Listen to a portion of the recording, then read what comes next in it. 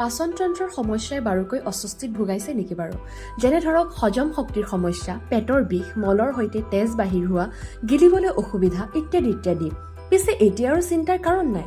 পৰিত্ৰাণৰ উদ্দেশ্যে মেডিচিটি গুৱাহাটী চেণ্টাৰলৈ আহক। ইয়াতে আপুনি লগ ধৰিব পাৰিব আমাৰ গেষ্ট্ৰ'এণ্ট্ৰলজি বিভাগৰ বিশেষজ্ঞসকল ক্ৰমে doctor Amitanshu Borkakoti, doctor Amitabh Sharma, doctor Amitabh Goswami, doctor Anjan Saikia, doctor Pankaj Bharali আৰু ডক্টৰ দীপাংকৰ দাসক।